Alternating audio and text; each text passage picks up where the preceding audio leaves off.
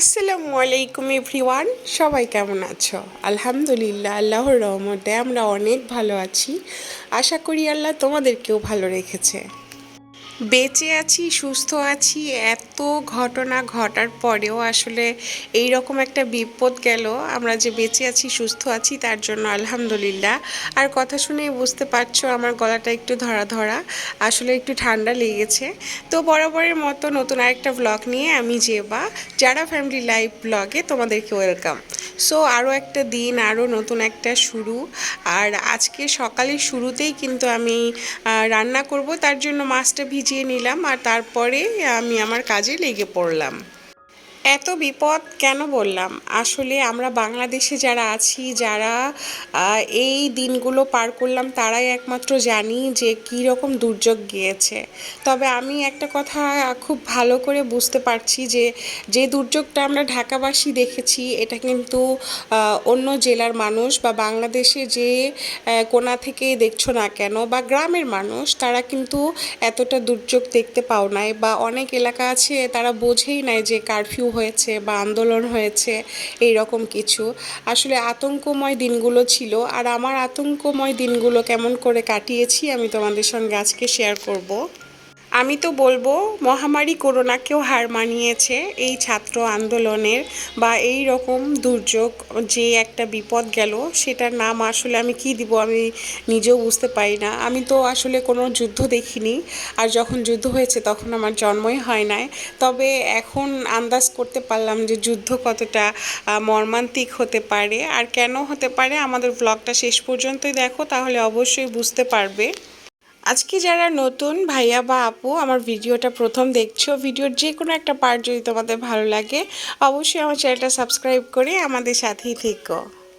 তো করোনার সময় যেমন করে কাজের কোনো আসলে হেল্পিং হ্যান্ড ছিল না, বা কাজের বোয়া আসতে দেয় নাই, তো সেই রকম অবস্থা হয়ে গিয়েছে।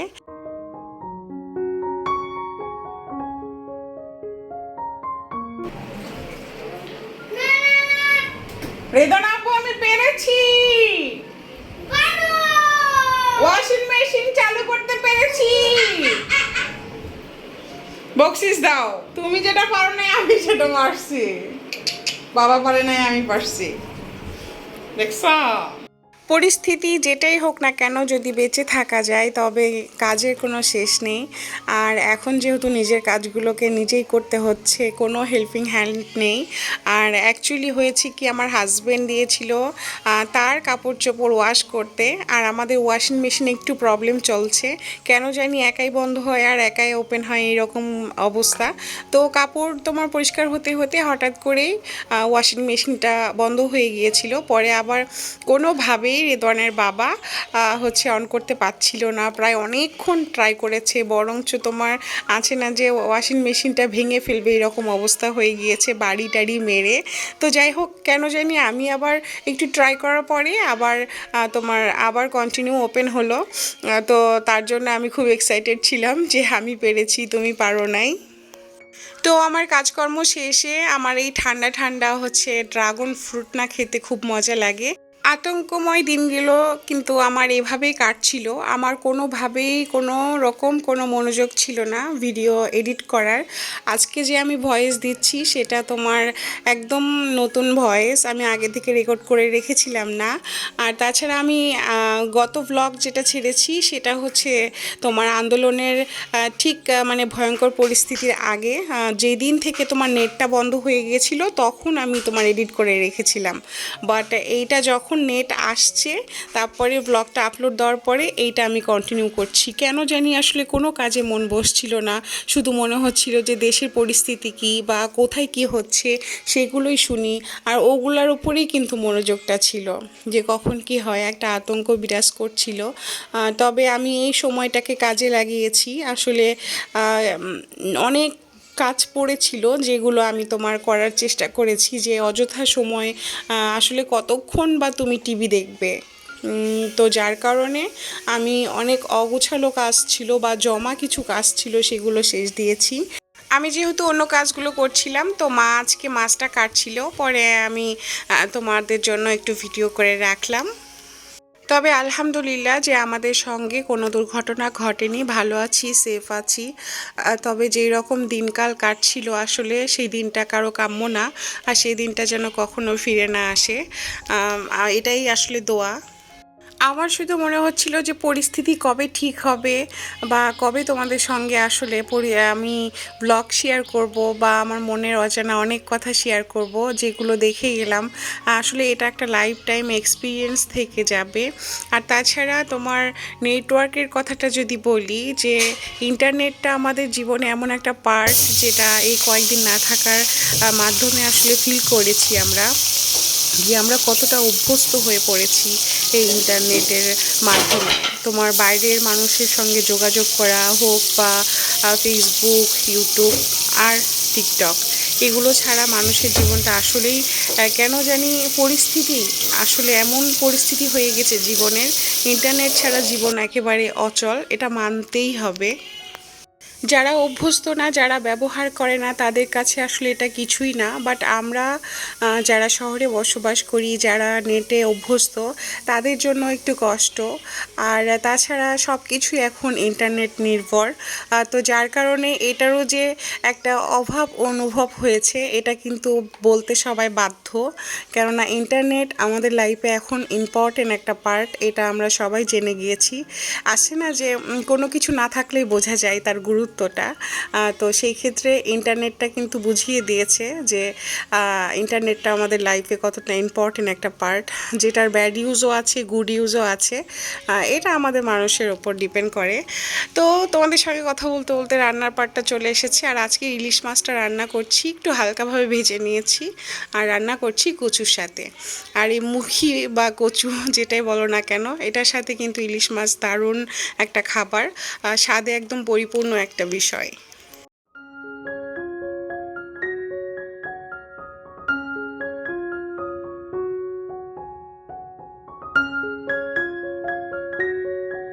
আমি যে রান্না করছি এই দিনটা কিন্তু তোমার শুক্রবার ছিল। আর এগুলো ভিডিও যেহেতু আগে থেকে করানো, বাট এডিটটা আমি পরে করছি তোমার, যার জন্য আমি আমি দিনটা একদম মনে আছে যে সেই দিন শুক্রবার ছিল। আর সেই দিনই তোমার আতঙ্কময় একটা দেশে এত ভয়ঙ্কর অবস্থা ছিল, যেটা আমরা কখনোই কোনোভাবে কল্পনা করিনি।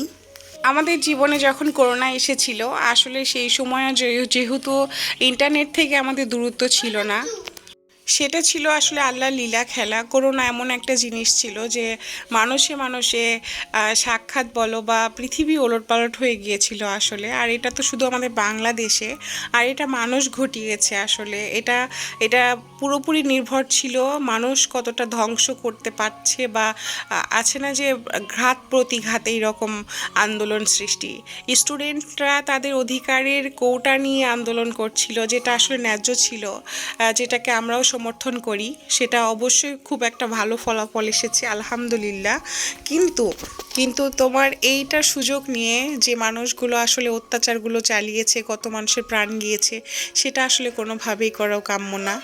আমি ভয়েস ওভার করছি, আমার দুইটা বাচ্চা কিন্তু এক একবার এক এক রকম আসলে শব্দ করছে, যেটার জন্য আমি ক্ষমা প্রার্থী। আর শুক্রবার যেহেতু ছিল, তো যার জন্য আমি আসলে সূরা যে আমি ছেড়ে দিব তার কোনো ওয়ে ছিল না, নেট ছিল না। তো ডিশের লাইনে একটা তোমার চ্যানেল থাকে যেখানে তোমার হজের সময় করা সব সময় কন্টিনিউ লাইভ দেখায়।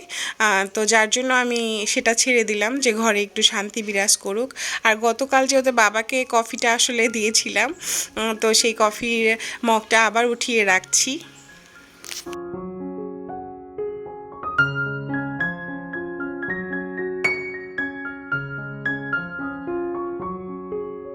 আমাদের এই তোমার কারফিউ অবস্থাতে যেটা চলছিল, যে বাচ্চারা খুব ফ্যাড আপ হয়ে গিয়েছিল। তারা শুধু কি করেছে, তোমার দুষ্টামি করেছে, খেলাধুলা করেছে, লেখাপড়া তো একেবারেই নাই। আর তাছাড়া তোমার তারা তো অভ্যস্ত আসলে ইউটিউব নিয়ে, সব সময়ই তোমার ইউটিউবে কার্টুন দেখে বা যেটাই করুক না কেন, গেম খেলে না কেন, সব সময় ইউটিউব নিয়ে বিজি থাকে। তো সেক্ষেত্রে তারা কি করেছে, জাস্ট একটা নিক চ্যানেলে মোটু পাতলু দেখেছে বা হচ্ছে চিকু বান্টি দেখেছে। আর আমরা সব সময় তোমার নিউজ সব সময় নিউজ দেখেছি, বা যেটা আসলে আমাদের অনেক আগে ছিল, যে কখনো ডিশ ছিল না বা নেট ছিল না, আমরা কি করতাম, তোমার শুক্রবার আসলে সিনেমা দেখার একটা পাগল ছিলাম।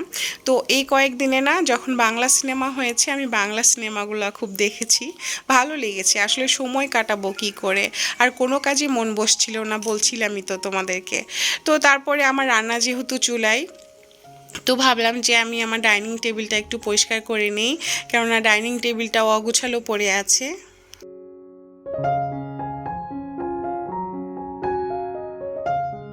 আর ডাইনিং টেবিলের যে ক্লথগুলো উপরে ছিল তোমার দেয়া, সেগুলো ডাল রান্না করা হয়েছিল। আর ডাল রান্না করলে না আমার এই ক্লথগুলো অতিরিক্ত মানে দ্রুত নষ্ট হয়ে যায়। আর যার জন্য আসলে আমাকে নতুনভাবে সুন্দর করে পরিষ্কার করতে হলো। আর যেহেতু আমার ডাইনিং টেবিলটা অনেক সুন্দর করে অর্গানাইজ করা আগে থেকেই, আমি জাস্ট গরম কিছু রাখার আগে তোমার হচ্ছে যে উপর থেকে একটু ক্লথ দিয়ে দিই, যাতে ওপরে যে একটা পেপার আছে সেটা যাতে কোনোভাবেই নষ্ট না হয়। তবে আলহামদুলিল্লাহ আমাদের দুপুরে খাবার দাবার সব কিছুই হয়ে গিয়েছে। আর আমার না দিনে ঘুমানোর একেবারে অভ্যাস নাই, তো তখন ভাবলাম যে আমার যে অগোছালো কিছু জমা কাজ আছে, বা মানে আমার ড্রেসগুলো একটা অন্য একটা জায়গায়, বা তোমার আছে না যে কোন থ্রি পিস কোন জায়গায়, বা শাড়ি কোথায়, এগুলো একটু অগোছালো ছিল, যেহেতু আমার ঈদ গেল, আমরা সাজেকে গিয়েছিলাম। তবে হ্যাঁ, একটা কথা বলতে চাই তোমাদের, যে আমাদের সাজেক, চিটাগং বা হচ্ছে খাগড়াছড়ি, সেই ব্লগগুলোও কিন্তু তোমরা দেখে নিতে পারো, কোনো আইডিয়া পেয়ে যেতে পারো অবশ্যই, যে তোমরা যদি ট্যুরে যেতে চাও অবশ্যই তোমাদের জন্য একটু হেল্পফুল হতে পারে। তো অবশ্যই আমার সেই ব্লগগুলো দেখে আসো। আর আমি প্রত্যেকটা জিনিস তোমার গুছিয়ে নিয়েছি সুন্দর করে। আর তারপরে হচ্ছে আমার বড় আলমারিটাতে এগুলো রাখতে এসেছি। আর পুরো জামা কাপড় যদি গোছানো তোমাদের সঙ্গে শেয়ার করতে যেতাম, তাহলে এই ব্লগের আসলে অনেক বড় ব্লগ হয়ে যেত। এই যার জন্য আমি কোনো কিছু শেয়ার করিনি, বাট এতটুকু শেয়ার করলাম যে হ্যাঁ, আমি তোমার সব কিছু আবার সুন্দর করে গুছিয়ে সুন্দর করে রেখেছি, যাতে আমি যখন যেটা চাই সেটা যেন আমার হাতের কাছে থাকে।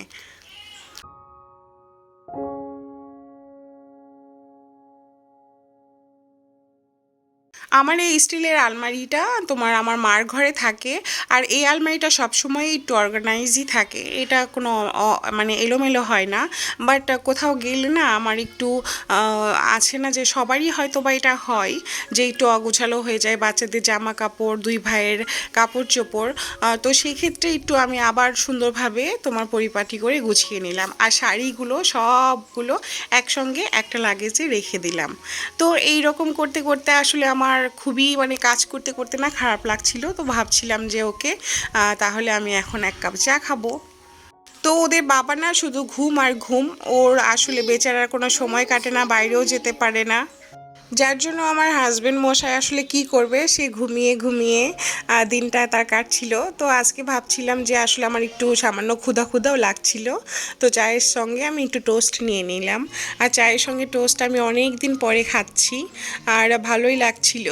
আর ভাবছিলাম যে শুধু শুধু আমি চা খাবো কেন, অবশ্যই আবার নিউজ দেখব। আর এই কয়েকদিনে বিশ্বাস করো, যে মানুষ আমি কখনো নিউজ দেখতাম না বা টিভি দেখতাম না বললে চলে, মাঝে মধ্যে বাংলা নাটক যেটা দেখতাম দেখতাম এতটুকুই। তবে এই কয়েকদিনে কি করেছি, আমি ভালোই নিউজ দেখেছি, বা মানে বললাম না যে বাংলা সিনেমা দেখতাম এইরকম। তো টিভি ছাড়তেই দেখছিলাম যে আফসানা মিমি আর আফজাল হোসেনের একটা সিনেমা হচ্ছিল, যেটা একটু ভালোও লাগছিল। আসলে পুরোটা দেখিনি, তো এর জন্য বুঝতেও পারছিলাম না, আর আমি চাটা এনজয় করছিলাম।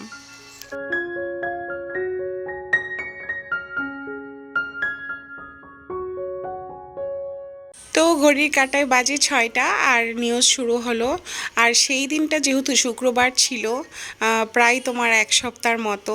আর তাছাড়া ওই দিনটাতে যে কী রকম ভয়ঙ্কর তোমার সব কিছু হয়েছে, এটা কারোরই অজানা না, আমরা যারা বাংলাদেশে বসবাস করি।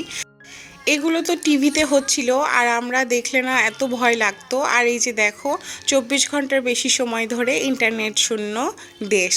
তো তখন যেহেতু ইন্টারনেট ছিল না, আর পরিস্থিতি ছিল ভয়ঙ্কর, তো তারপরে আমার বড় ছেলে বলে সে খাবে ঝাল নুডলস, আর আমার ছোট ছেলে বলে ও সে খাবে চিকেন ফ্রাই, চিকেন রোল, নানা রকম বায়না তাদের। তো তাদের বায়না পূরণ করার জন্য, যেহেতু আসলে দুই ছেলে দুই রকম খাবার খাবে, তো ভাবলাম যে ওকে ফ্রিজে যেহেতু আছে তাকে আমি নাগেটসগুলো ভেজে দিই, আর বড় ছেলেটাকে আমি চিকেন নুডলস বানিয়ে দিই। আর সেটা আসলে সবার জন্যই একটু ইভিনিং স্ন্যাক্স হয়ে যাবে, যার জন্য আসলে আমাকে রান্নাঘরে যাওয়া।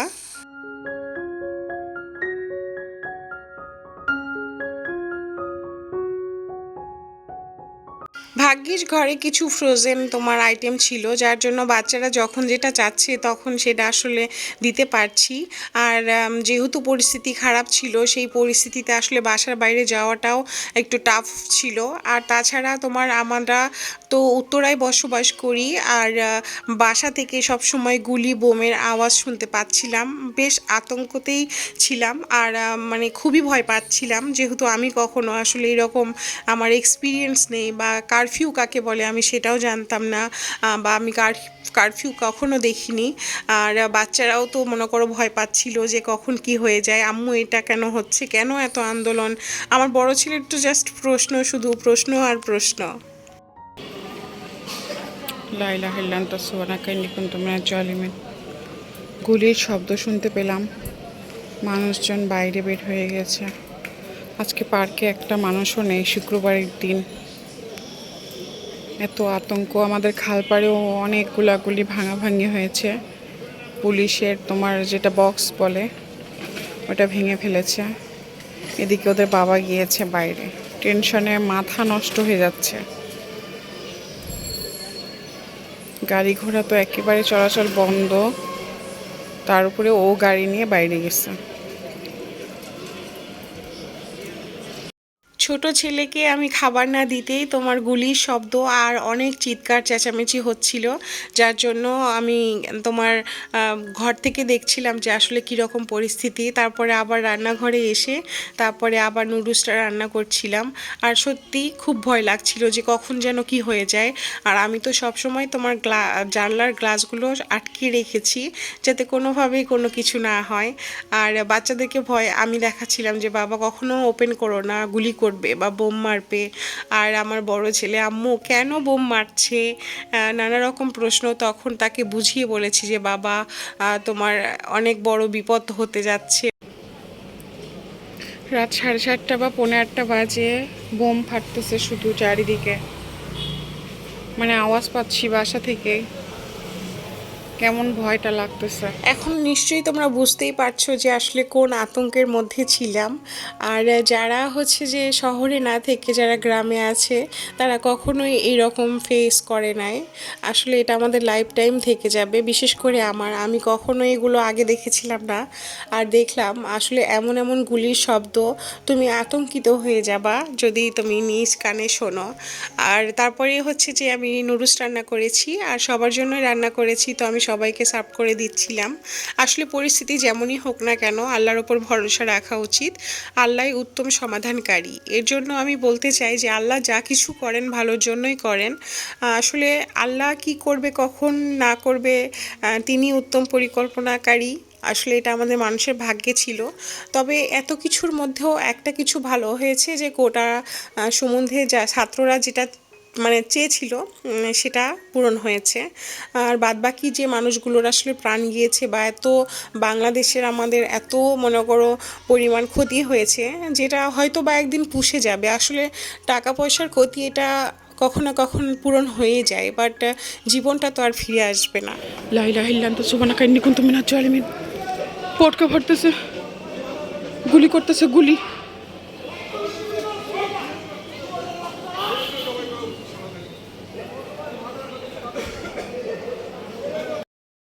এটা কি? আল্লাহ বাচ্চা, আল্লাহ। বাসার নিচে পর্যন্ত গুলি, বোম, অ্যাম্বুলেন্স। আল্লাহ যা কিছু করেন ভালোর জন্যই করেন। খুবই আতঙ্কে ছিলাম, যেটা আমি তোমাদের সঙ্গে শেয়ার করলাম।